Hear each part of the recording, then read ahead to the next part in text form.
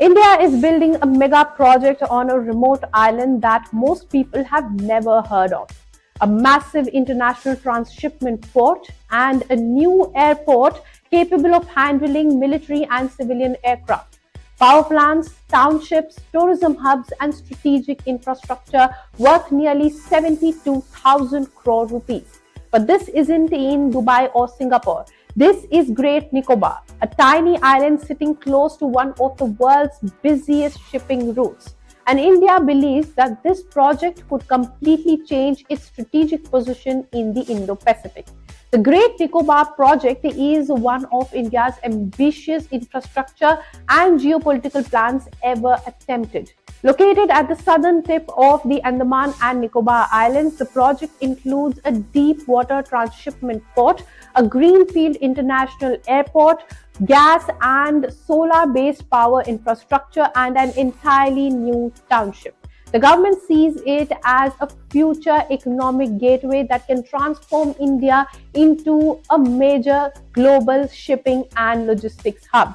Right now, a large portion of India's cargo is still routed through foreign ports like Singapore and Colombo because India lacks a world-class transshipment hub. Now, that means that billions of dollars in logistics revenue effectively leaves the country every year.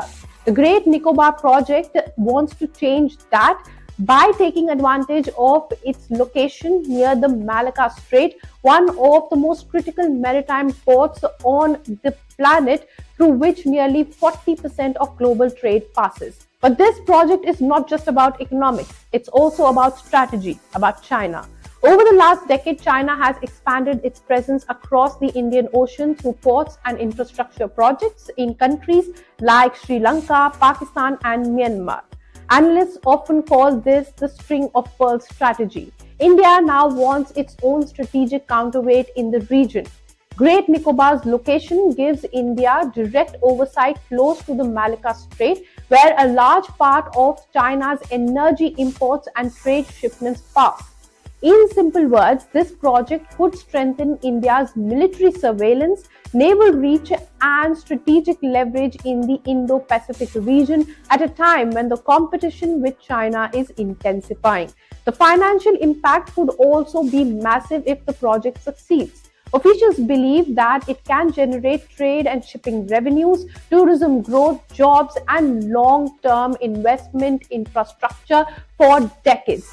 It could also attract global logistics companies and reduce India's dependence on foreign ports. Supporters also argue that this is the kind of big strategic infrastructure India needs if it wants to become a serious maritime power.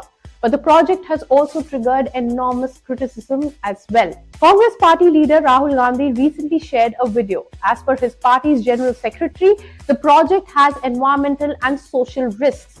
They say that the project area includes dense tropical forests, mangroves, and nesting sites of endangered giant leatherback turtles.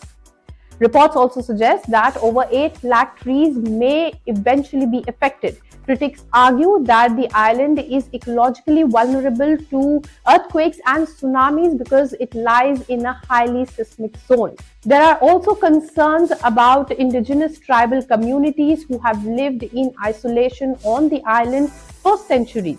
Activists fear rapid urbanization and industrial activity could permanently disrupt their habitat and traditional way of life.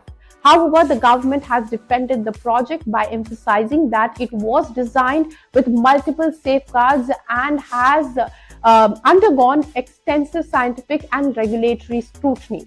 So that is why the Great Nicobar project has become such a huge national debate. Supporters call it India's most important strategic investment for the future, but critics call it an ecological gamble with irreversible consequences. What do you think? Let us know in the comments.